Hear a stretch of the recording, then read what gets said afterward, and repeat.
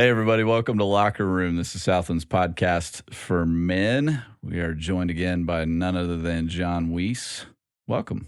Good to be here. I don't know. This is like your fourth time now, something like that. We've done a few. Hey, check this out. So we have these... I'd like to tell everybody that I did this, but I didn't. Nobody would believe it. We all know. We all know Laura's. I think I might have had the idea that we should give something to the people whose questions we're answering, so I'll take at least that much credit. But my trusty assistant, as I referred to her last week, came up with these locker room coffee mugs. And you can kind of go, like, I don't really like this little contraption, but some people do. So it'll keep it hot longer. And you can close it, and then you can do all that nonsense with it. So anyway, if you submit a good question, we'll send you one of these. Very but cool. You've got to give us your address, or a P.O. box or something like that you're willing to give to us. Some kind of address in the middle of the woods. That's right. So anyway, pretty cool. What we do on this podcast is we try to redeem men's conversations, and I think we do a relatively good job. So the ones I've listened to have been great. Yeah, we're here on a beautiful sunny day where others could be out playing Frisbee golf. Man. This is the shout out to Mike Vandermark there. Yeah, we try to work this into every conversation we can. He'll be mad that I called it Frisbee golf, by the way. What's it called? It's disc golf. Right, James? Is that the proper term? But if I say, hey, let's go throw the disc around, nobody says that. Let's say, let's go throw. If I were at the beach, I go, hey, let's throw some Frisbee. Yeah. I'm going to throw a disc. That sounds painful. I would be terrible at that. I'm just saying out loud. You're not very good at throwing a Frisbee? I don't think so. I mean, I haven't thrown a Frisbee since we used to have a glow-in-the-dark Frisbee when I was a kid. You're bringing up a valid point. This is something kids do. Mike Vandermark. You haven't thrown a Frisbee since you were a kid. I have because not. That's what kids do. I hope this doesn't get edited out. Oh, no, it won't. It most definitely will not. You had a glow-in-the-dark one, though. Yeah, we had a glow-in-the-dark one. You held it up to the light for about a minute. And then you could go outside in the backyard in pitch darkness and I remember this. Zip it at each other. Mm-hmm. And my brothers and I would just say, take off running and try to hit each other with it. So it was fun. I know what he'll say, too. He'll say Frisbee's a brand of disc, but Frisbee's reached Kleenex status. That's true of Kleenex. Sure. Kleenex is the brand of a tissue. of a tissue. That's right. Of a nasal tissue. I don't even like saying tissue. I don't either. It doesn't feel very masculine. Just so we know. Yeah, when people say toilet tissue. No. It's toilet paper, toilet man. paper. We've already successfully digressed. And this is our conversation tendency. That's right. I usually walk into Scott's office first thing in the morning, and about an hour later I leave. So everyone knows. We talk parenting, politics, everything. Baseball, sports.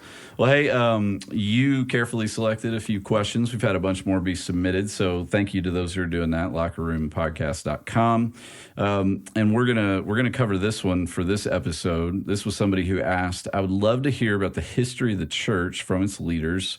I guess that's me and you, buddy. Scary scenario. It's the best we can do today. Specifically, the origins of Southland and how we got to where we are, but also how that relates to the general history of the early church in Acts. So, Jon, we do a session with new staff members where we kind of walk through this church's history. Absolutely. And so you can kind of start wherever you want there. If you want to start in Acts, you can start in Acts. If you want to start with Southland and its more recent history, just kind of go wherever you want. Yeah, really fast, I would say the four Gospels set up what we understand the church to be. So the church is the body of Christ on earth. Mm-hmm. So in order to really understand the church, you have to understand who Jesus was and what he did. So it should look a lot like Jesus. If the church does not look like Jesus, sound like Jesus, feel like Jesus, it's pretty hard to define it as the church. So when you read the book of Acts, then you see that these first disciples who were with Jesus for 3 years, they got that clearly. And so they took Jesus to places where Jesus was not known or understood.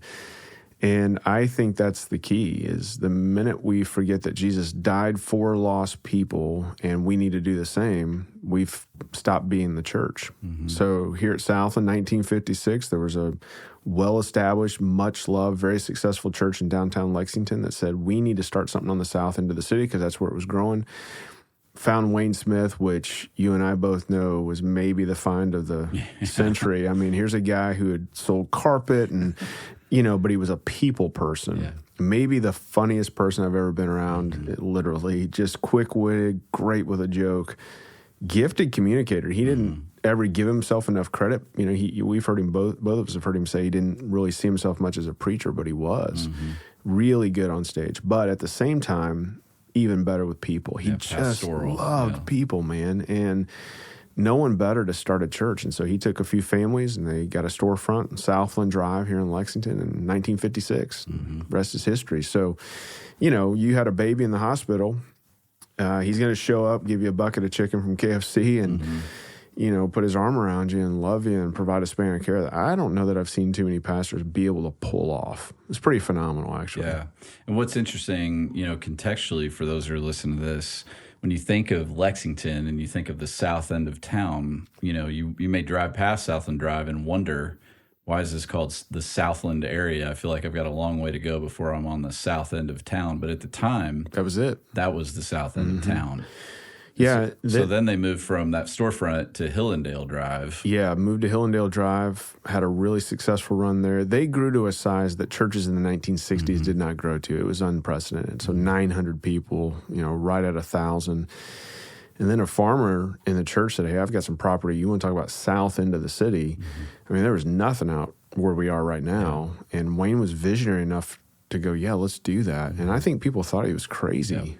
But, man, thank goodness he did. They bought 115 acres out here. And, you know, so that DNA, I mean, the two things from Wayne. One, the humor and the joy and the love for people. So you and I are grateful to be standing on his shoulders because we didn't have to recreate that DNA. That DNA exists in our church. Right. So you come here, it's a fun place to be. We love to laugh. We love to cut up. We don't take ourselves too seriously. But that heart for people, I mean, some churches actually have to work at that, which is amazing. But we just didn't have to do it because Wayne had already invested that. And then the visionary piece, do what's in the best interest long term, not just in the short term. So those are critical pieces to his ministry. And then when he was done at 40 years of ministry, I mean, literally lightning in a bottle, Mike Bro shows up. Maybe, as you and I have talked about, the best preacher in the United States, definitely the best I've ever been around. And we got to see it week in and week out, up close. Guy can reload and write a sermon faster than anybody I've ever seen. And just incredible. And so the church exploded with growth. So he just kind of built on what Wayne had established, but then put his own thumbprint on it. And really, I think probably the thing that doesn't, you know, get said enough about Mike's time here was he involved a ton of people in ministry. So the volunteer culture of our church really exploded. And he had this ability to just, again, communicate, hey, you have a spiritual gift. You need to get involved. While at the same time just having this unbelievable heart for lost and broken people. Yeah. So, and it came across in so many ways. I mean, from being visionary, like you talked about with Wayne coming out here, I mean, you and I have seen the pictures very few people have seen in regards to what this area here at where we sit on Harrisburg Road in the corner of Brandon Road looked like back in 1979. I mean, it was literally horse pastures everywhere, as far as you could see. So I can see why people would go, what are you going doing? Where? What are you doing? We already have hundreds of people coming to this church over here in town, and you want to become a little country church? And he just had the foresight, and others along with him, to know, no, there will be people there. There will be neighborhoods there. And man, that has come true. It's grown up around us. Exactly. And so with Bro, one of the things that was unique about him, you know, coming in 1996 was he had this ability to just speak to regular people in a way that they just went, he just seems like a regular dude. Like he just, like we were having a conversation right now. And that was pretty revolutionary at that point in the context that we were in and in really church context in the United States. That was kind of a new thing. And it's genuine. If you spend if you spend any time with Mike, he's usually in basketball shorts and a sweatshirt and just laid back, man. He's almost got a Southern California kind of vibe to him. Yeah. And he was in Vegas, you know, so I think there too, he cut his teeth a little bit more preaching to people who were really struggling with addiction and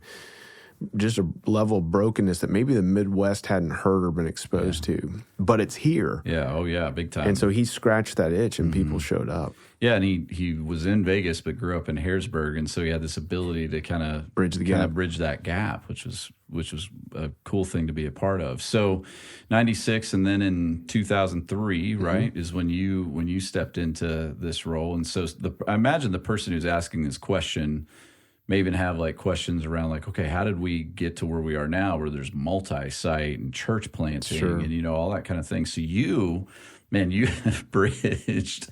So it's interesting to see, you know, that not only were you exposed to Wayne, but you knew Wayne really, really well. Yes. And not only were you exposed to Mike, but you knew Mike really, really well. And so you're not an old dude, but you have bridged many generations around here.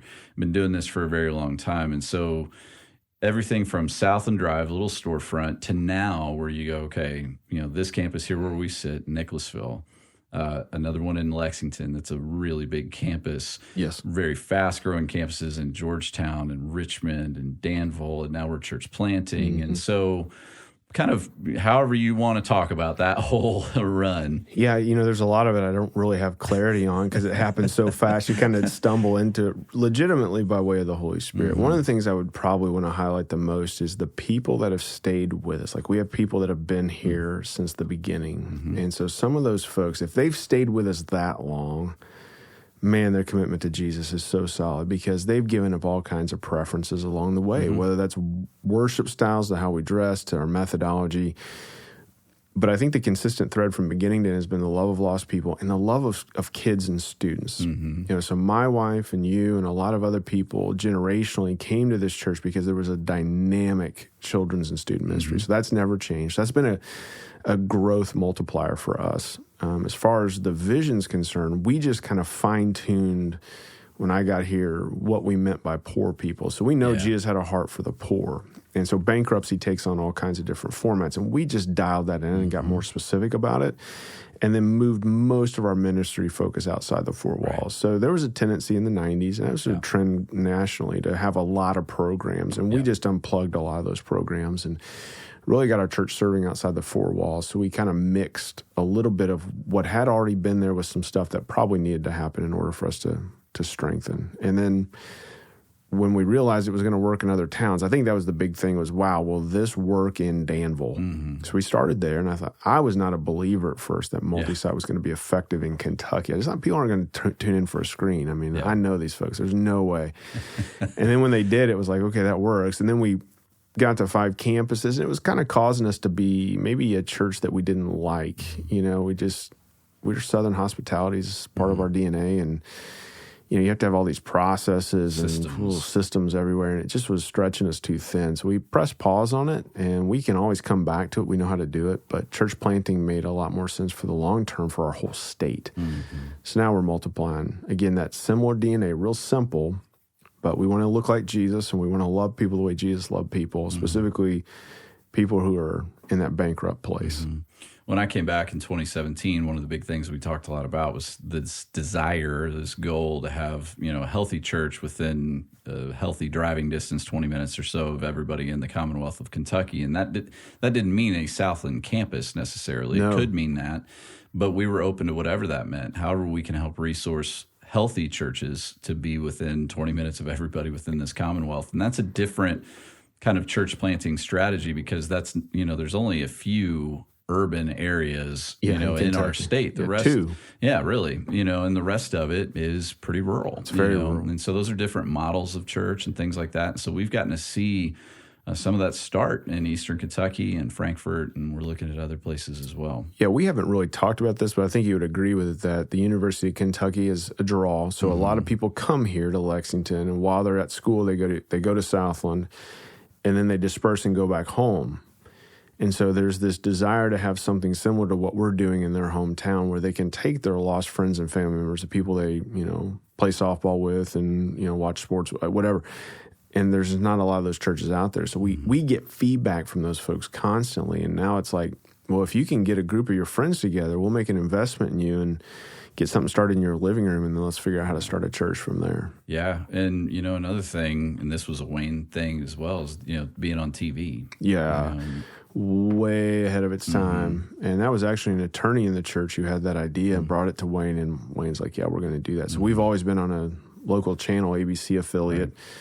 Sunday mornings at 10, and that just gives us exposure throughout the entire state. So our viewing audience is really big. Yeah, we get a lot of feedback. Ton. Those people feel like they're part of our church, which is awesome. Yeah. But there's also, a pastoral responsibility that comes with that that's pretty significant that most people don't factor into what we're doing on a daily basis. Yeah.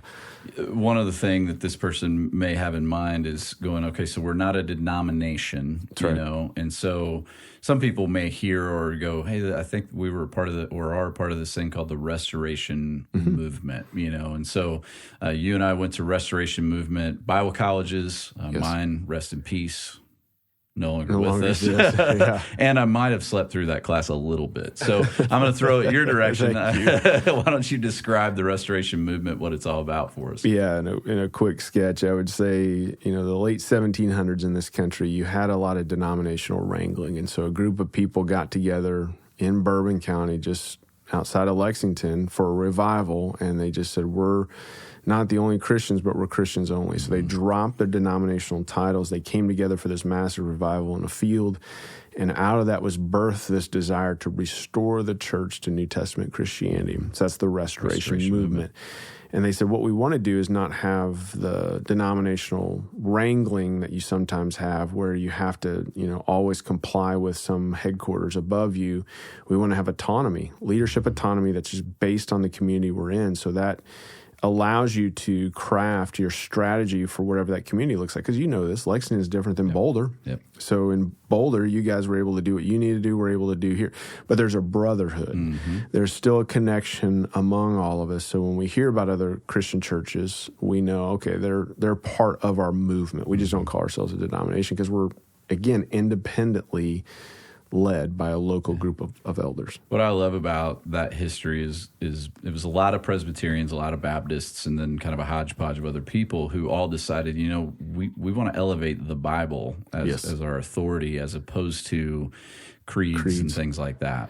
Yeah, there was no one person, Jesus, again, it seems weird that the church could get away from Jesus, but the church in history has gotten away from Jesus at times, and that was no different at that moment. They wanted the focus not to be on the preacher, but on Jesus, not to be on this title, again, this hierarchy of leadership. And for the most part, it's been a healthy thing. Now, I think there are other churches that are demonstrating a restoration kind of mindset that, I still consider part of the movement. The big thing for us is just to recognize we love all churches. Yeah.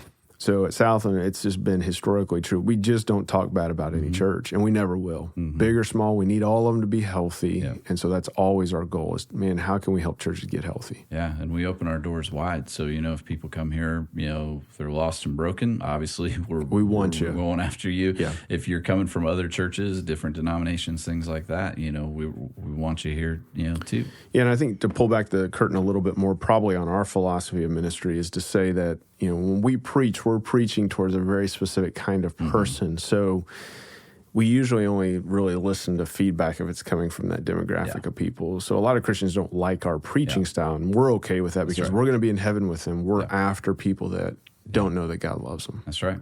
So our style's different. And our methodology and ministry is going to reflect that as well. Be tilted that way. That's exactly. I mean, you've said it really succinctly and well in regards to what you think the best definition of discipleship is. It's exposure. Yeah. It's exposure to Jesus. Yeah. We want people to, Jesus took 3 guys, said, I'm going to expose you to what it looks like to love people. And he spent 3 years showing them how to do that.